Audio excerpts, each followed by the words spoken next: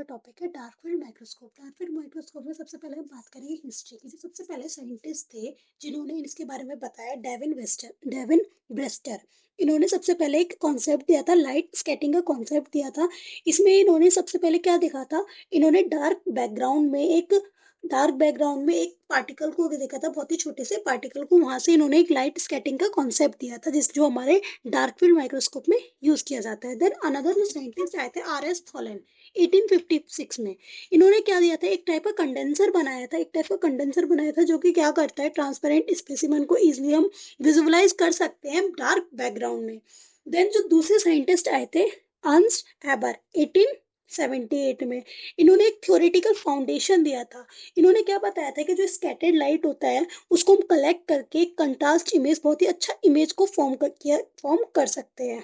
Then 90s में इसको और भी डेवलप किया गया था, उसके कंडेंसर को और भी अच्छा बनाया गया था ताकि हमारा जो इमेज है बहुत ही अच्छा दिख सके। इन्होंने क्या किया था, इन्होंने होलोकोन कंडेंसर बनाया था। इन्होंने क्या किया था, एक कंडेंसर के नीचे एक ओपेक डिस्क लगा दी थी, जिसकी वजह से क्या होता, लाइट और सोर्स से जब लाइट उसे प्रोवाइड करते थे तो बीच में लाइट नहीं जाती थी, सिर्फ साइड साइड से कंडेंसर के पेरीफेरी में ही लाइट पहुंचती थी और वहीं से वो ऑब्जेक्टिव लेंस तक जाती थी। तो जो बीच में जो लाइट थी वो लाइट नहीं जाती थी, वो होलोकोन, इसको हम होलोकोन बोलते थे।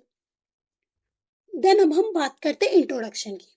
अब इंट्रोडक्शन में क्या है, जो डार्क फील्ड माइक्रोस्कोप में हम अनस्टेन सैंपल यूज करते हैं। हम जब इस सैंपल का यूज करते हैं डार्क फील्ड माइक्रोस्कोप में तो हमें उसे स्टेन करने की जरूरत नहीं है, उसे हम बिना स्टेन के भी यूज कर सकते हैं। लेकिन ब्राइट फील्ड में क्या होता था, हम उसे स्टेन करते थे। इसकी वजह से हमारे लिविंग ऑर्गेनिज्म जो यूज करते, ये देखना था हमें, जो भी माइक्रोस्कोप से ऑब्जर्व करना था वो किल हो जाते थे। लेकिन इसमें हम लिविंग ऑर्गेनिज्म को इजिली विजुअलाइज कर सकते हैं।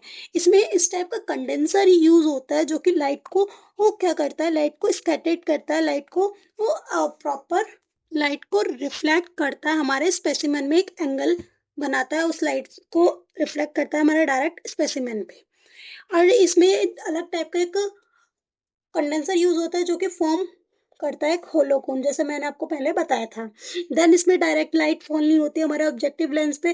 सबसे पहले वो स्पेसिमेन में जाती है, स्पेसिमेन पे जो भी लाइट मतलब स्पेसिमेन के अंदर से गुजरी है वही सिर्फ हमारे ऑब्जेक्टिव लेंस पे जाएगी। लेकिन जो लाइट हमारे स्पेसिमेन से होके नहीं गई है, वो जो लाइट होगी वो मतलब वो अनरिफ्लेक्ट हो जाएगी, वो रिफ्लेक्ट हो जाएगी, वो हमारे स्पेसिमेन में नहीं जाएगी। अब हम बात करते हैं work, how does it work, ये काम कैसे करता है, इसका क्या प्रिंसिपल है, ये वर्क कैसे करता है। सबसे पहले एक लाइट सोर्स होता है नीचे, जैसे सब में होता है, जैसे हर किसी माइक्रोस्कोप में होता है, लाइट सोर्स होता है। अब मैंने बताया था आपको, कंडेंसर के नीचे एक ओपेक डिस्क प्रेजेंट होता है। ओपेक डिस्क काम क्या करता है, इसको डार्क बैकग्राउंड प्रोवाइड करता है। जो इसमें लाइट जाती है वो सिर्फ पेरीफेरी पे जाती है, वो सेंटर से लाइट ट्रांसफर नहीं होती है स्पेसिमेन की तरफ। जब यहाँ से लाइट, जब जो कंडेंसर है, जब जैसे कंडेंसर पे लाइट पड़ता है, पेरीफेरी पे पड़ता है, जैसे कंडेंसर स्पेसिमेन पे लाइट पहुंचाता है तो क्या करता है, बीच में एक कोन बना लेता है, बीच में कोन बना लेता है जिसमें लाइट कोई भी प्रेजेंट नहीं होती है। जितनी भी लाइट हमारे स्पेसिमेन पे पहुंचती है, मतलब जो भी लाइट हमारे स्पेसिमेन के अंदर से होके गई है, सिर्फ वही हमारे ऑब्जेक्टिव लेंस पे जाती है। लेकिन जो लाइट हमारे स्पेसिमेन पे नहीं गई, वो सारी लाइट अनरिफ्लेक्ट हो जाती है। देन ऑब्जेक्टिव लेंस से ऑब्जर्व करता है और हम उसे वो इमेज फॉर्म करता है। देन उसे हम आई पीस से हम इजिली देख सकते हैं अपने इमेज को। इमेज हमें बहुत ज्यादा ब्राइट दिखेगा। अब यही हमारा प्रिंसिपल है, जो मैंने लिखा है वो सब यही लिखा है। अब हम बात करते हैं एडवांटेज की, इसका क्या एडवांटेज है।